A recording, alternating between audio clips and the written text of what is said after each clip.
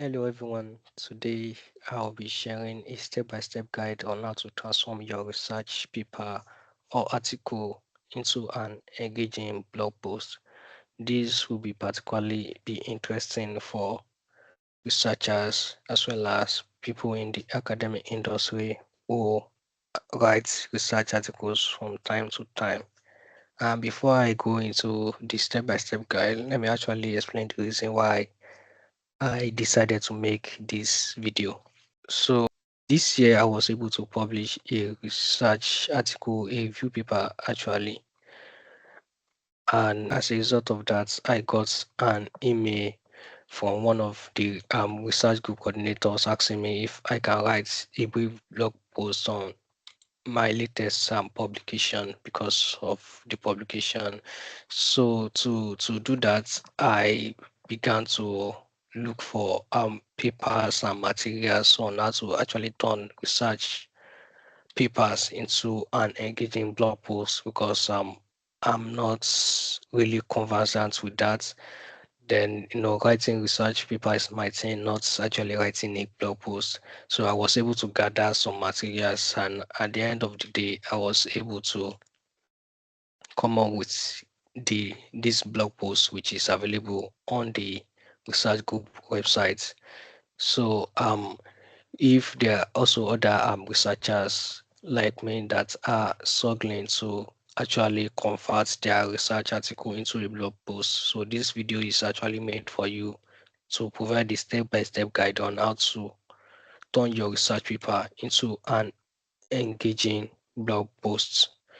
And also, before I go into that, let me quickly explain the reasons why it is important to turn your research paper into a blog post. So it has several benefits. One of them is broader reach. So that is just the obvious reason.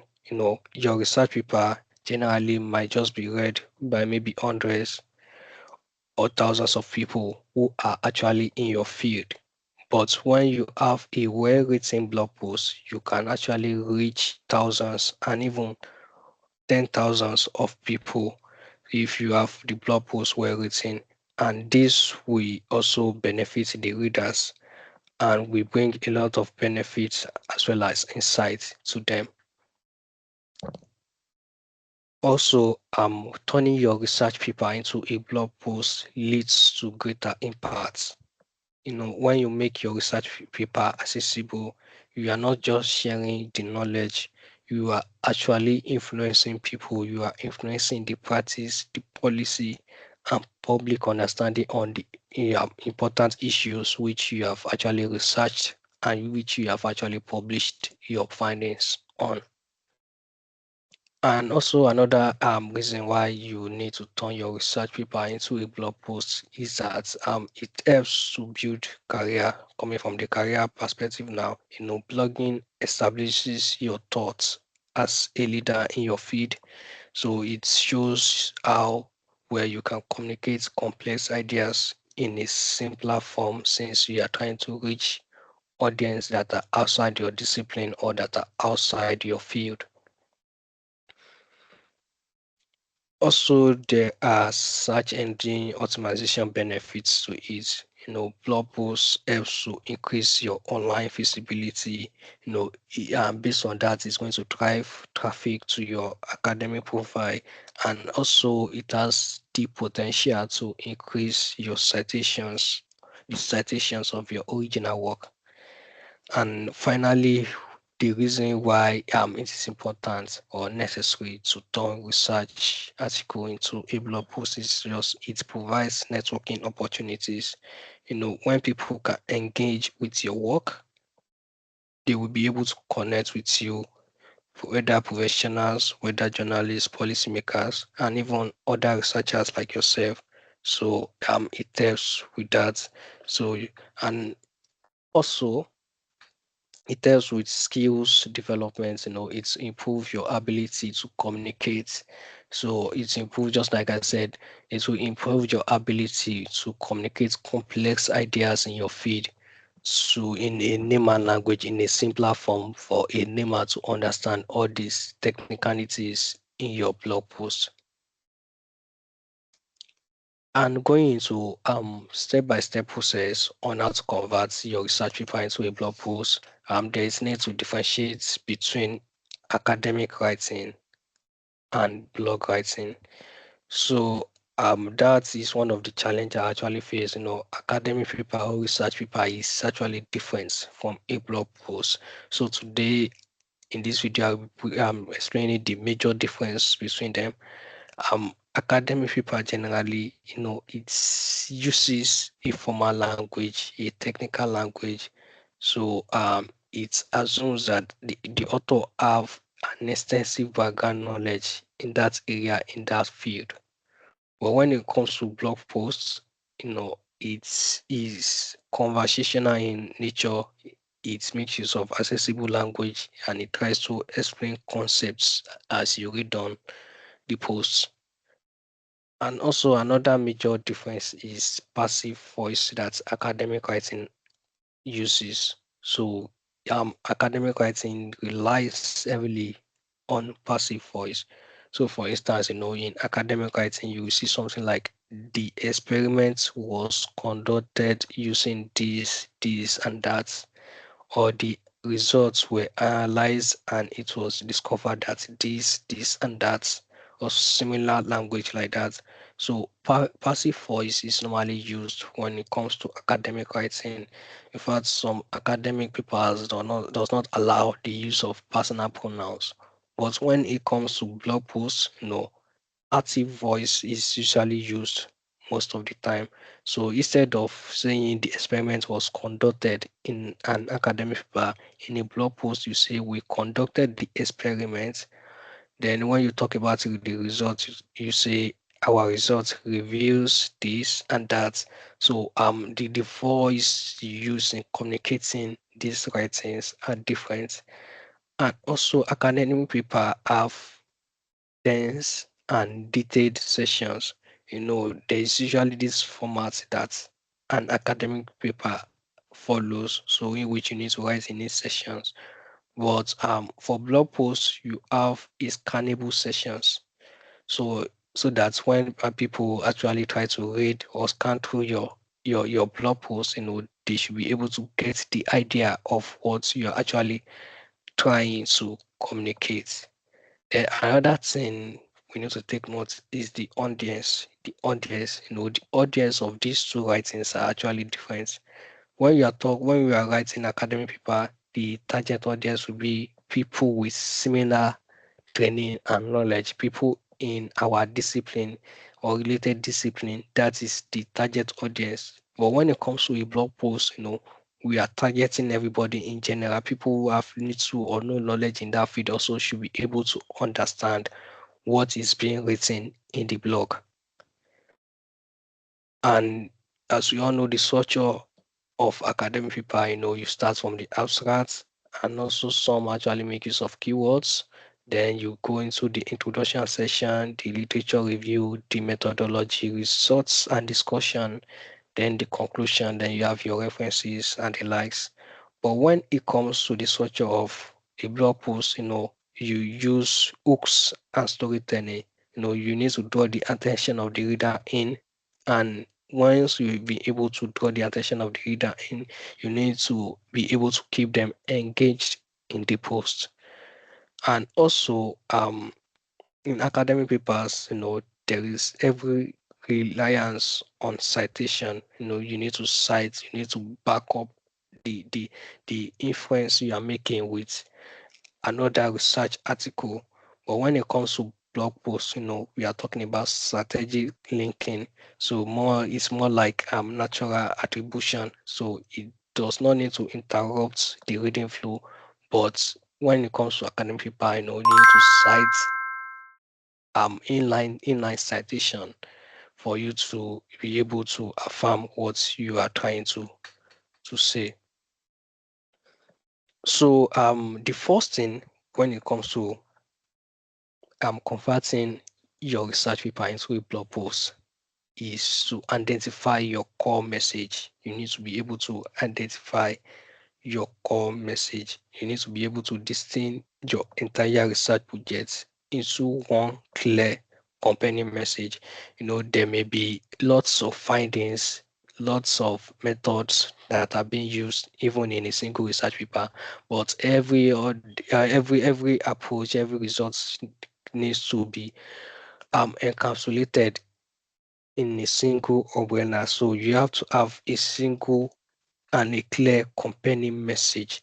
And this is not talking about your abstracts, it is the major insights that the reader must be able to walk away with. So,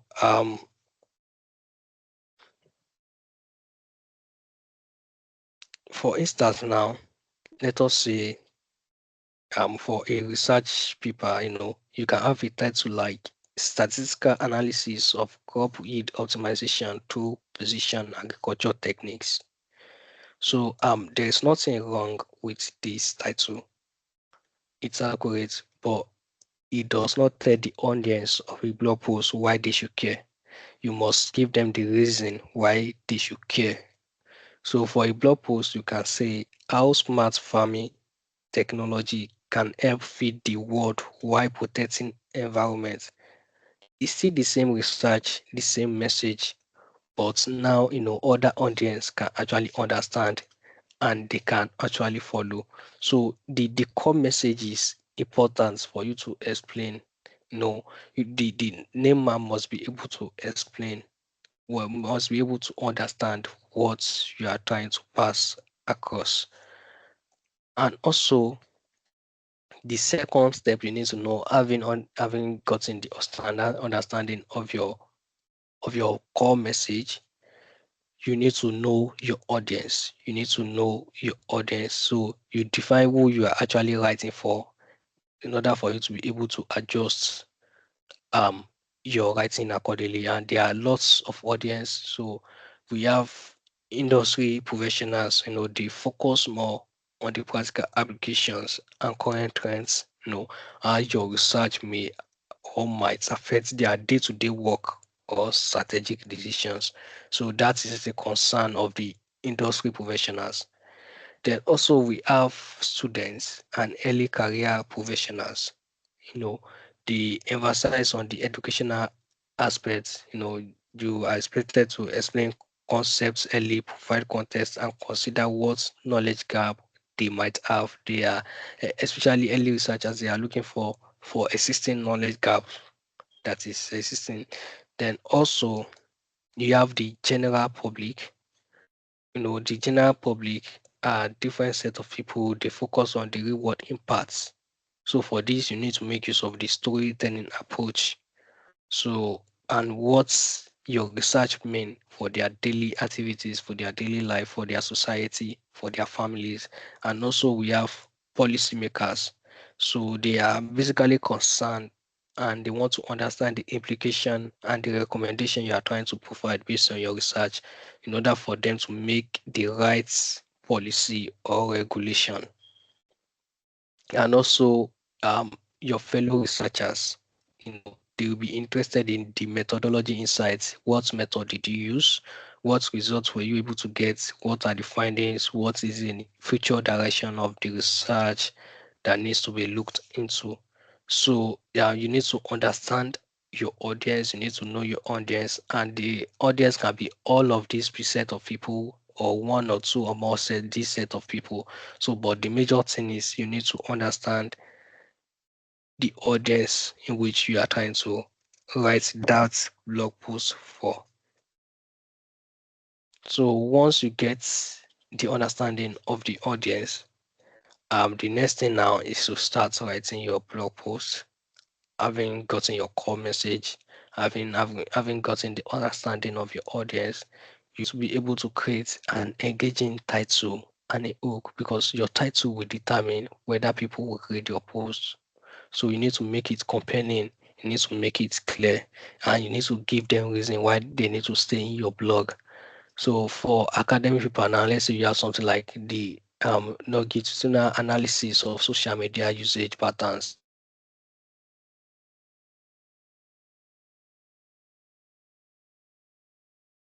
It's good for academic title, but when it comes to a blog post, you need to make one or two changes.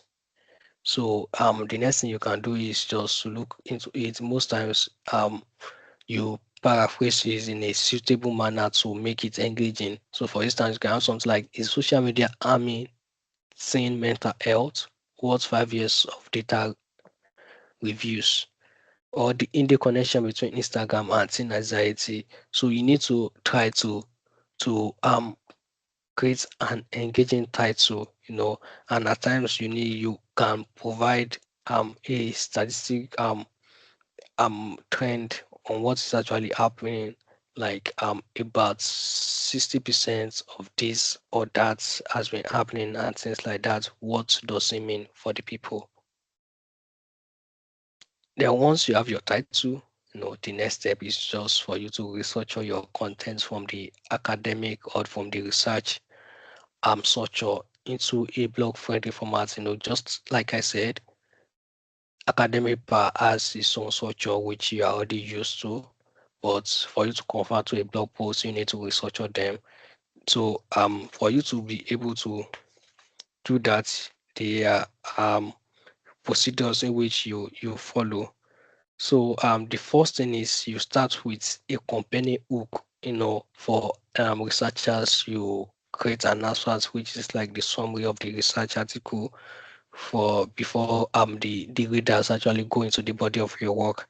But here you start with a company hook to draw readers in. So this can be like the current statistics or a quotes or something just to get their attention.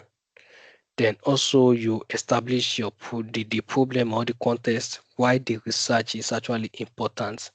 It's more or less like the statement of problem you have in your research and paper.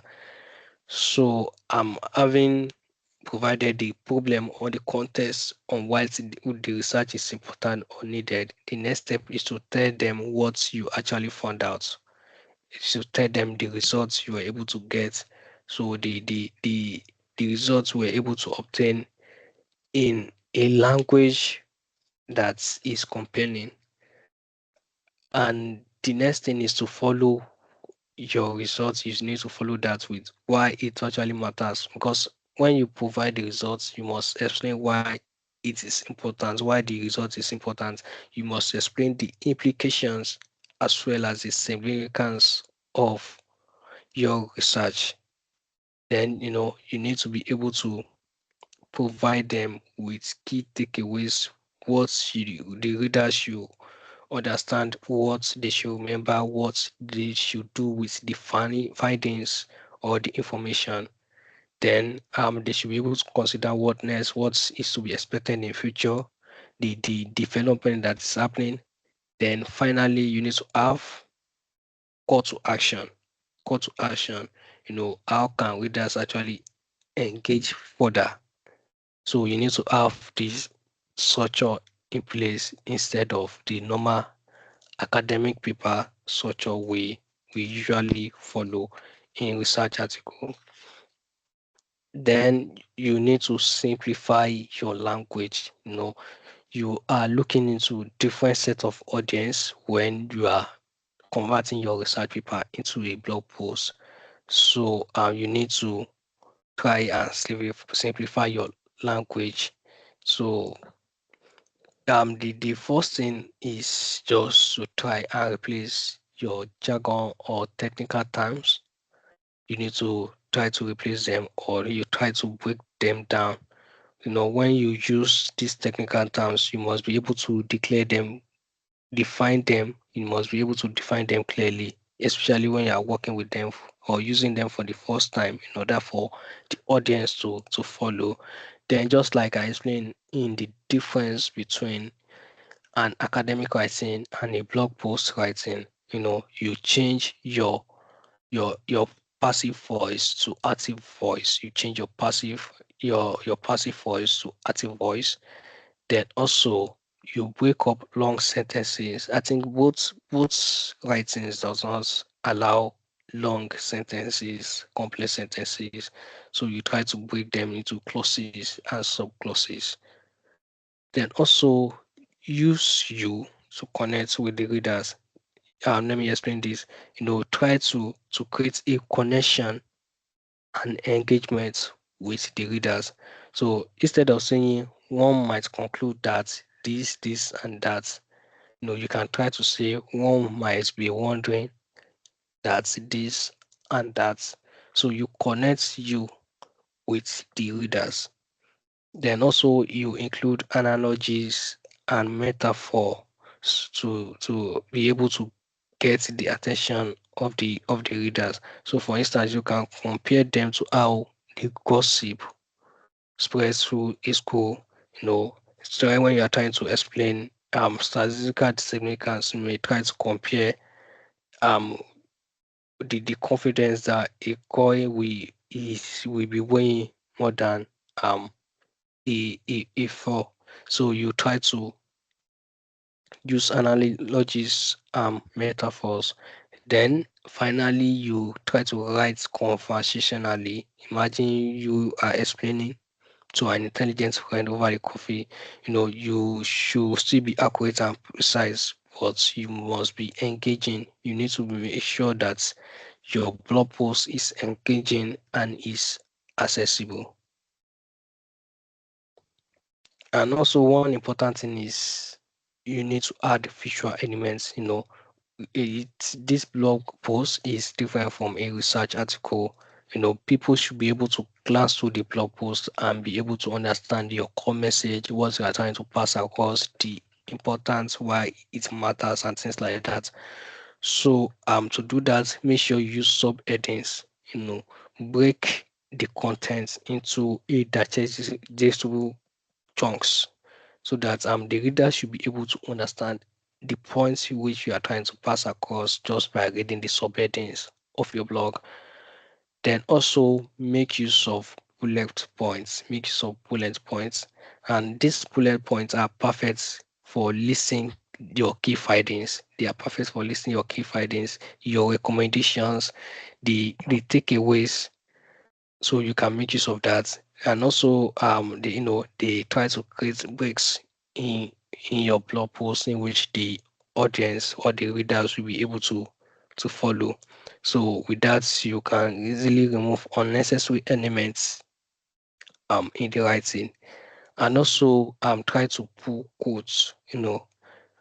Make sure you have short and impactful statements from your text. You can highlight important insights, and you can even create visual interest based on that quote. So in order just to engage with the readers.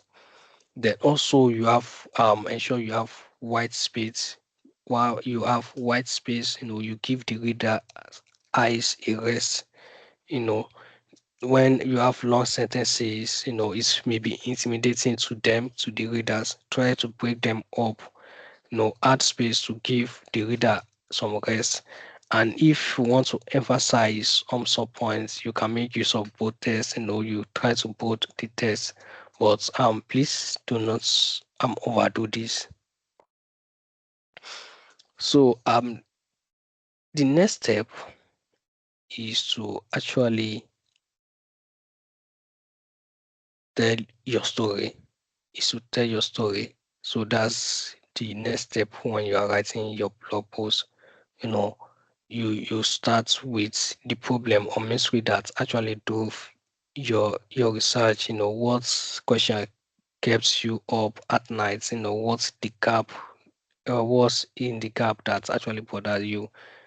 What real problem are you trying to solve? You start with the problem. You ensure you tell your story in a sequential manner. Then the journey of the discovery, how you started, what's the hypothesis turn out to be, did it turn out to be wrong? What unexpected findings surprised you? What challenges did you have to overcome? You don't have to hide um unexpected findings as well, or challenges you face. You don't have to do that.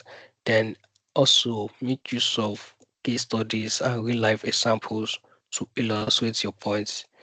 So instead of just reporting things, you can tell the story behind that. You can make use of character to tell a story. So you make use of use cases. Then also you can conclude with the implications for the future. What question does your research raise? What might be the next step? So what should be what should the research or the readers, what should they actually watch out for? So you ensure you tell your story or you tell a story. So using case studies and the likes to ensure that the audience or the readers of your blog post actually follow. So once you be able to tell a story, the next step is for you to be able to handle your citations and references. Citations and references, they are important in research articles. Citations and references are important in research article, but when it comes to blog posts, you ensure you try to link them. You have inline linking. That's the first step. You have inline linking. You have inline linking. So for instance, now you still say wherever you mention a study or data, instead of having a footnote or hyperlink, um phrases like recent study show something, something, something. Ways in which you can handle citations and references in your blog post is just to provide the direct link to the source of the article or the research paper you are trying to cite. You provide the hyperlink to it. So instead of using footnotes like we normally do in research article, you can provide hyperlink for that. Then the next step, you know, for instance, now let's say you are trying to mention a particular source. You can say, okay, a finding published in medical image analysis journals suggests this and that. You provide the link to that source. Then the next way to handle your citation and references is just for you to attributes. You provide attribution phrases, like according to researchers at so and so institution, or a study published in this journal. You give credit to them while you maintain the conversational flow.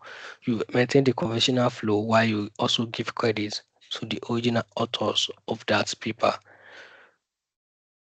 Then also you can try to provide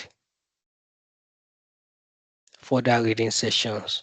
You can try to provide further reading session where you list key papers for readers who want to go deeper, but try to avoid the use of footnotes.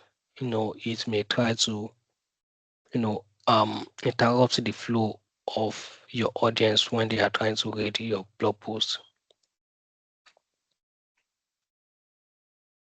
And one other thing um you need to do is to include practical application. It is very important in blog posts. You need to include practical applications. So yeah, you don't just tell people what you found, you tell them what to do about the information you've been able to get. So the readers must be able to know what you do. So one thing you need to do is to ask yourself, what should the reader do with this information? What should they do with this information? So if they finish reading your blog post, what actions should they take? How can they apply it to their daily activities? How can they apply it to their life? How can they apply it to their society? You need to consider that. You need to have that at the back of your mind. And so you need to include how the readers, how the audience can actually apply the findings you'll be able to get in your blog post to their daily activities. And also how can they now apply it? That's one other question you need to ask yourself. What tools or resources can help them implement these findings? Are there applications or softwares? Are there websites or resources that can support them? And also you need to ask yourself, what questions should they ask? What should be the question on their mind? Maybe they need to have conversations with colleagues, family, friends, their no health experts or healthcare professionals, based on the outcome of your research, should they go for further questioning? Then finally, who else needs to know about this information? Who do they need to share it with? Their employers, their teacher, their parents, or their local representative. So in order for your research to make impact, these questions must be at the back of your mind. The readers must be able to know what to do with the information on the blog. They must be able to apply the findings of your research, and if there are tools or software that can help them to implement or apply the findings of your research, they should be made available. What type of questions should they ask, and who else needs to know about the findings of your research? And also, I would like to talk about common mistakes that needs to be avoided when you are writing your research, when you are transforming your research paper into a blog post. So the first thing which you must avoid is don't copy sessions, don't copy them and paste them from your academic paper.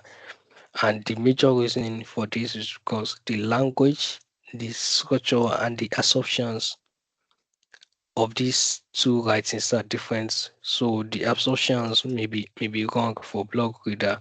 So at times you need to completely rewrite or you edit in order to suit the form of writing you are trying to do.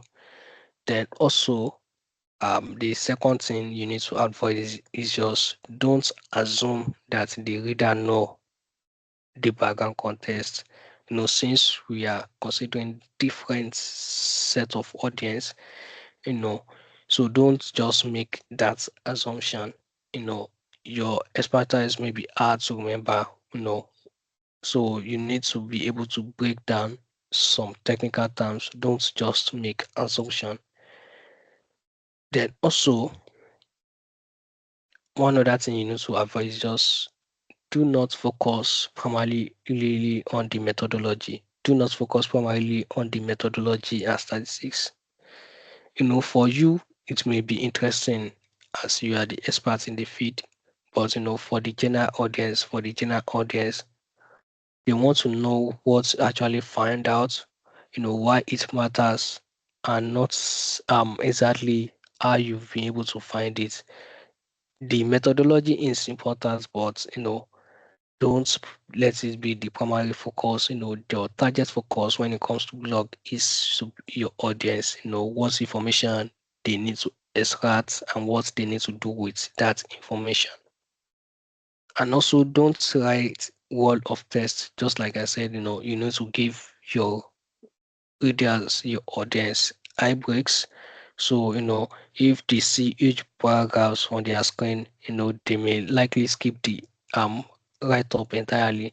So you make use of bullet points, you make use of visuals to make it interesting for them to be able to read, for them to be able to get the information they are looking for. And also don't forget to explain why the readers should care, what they need to do with that information. Having read your research, you need to connect the readers to the real life application, why it actually is matter, so that you'll be able to engage with it.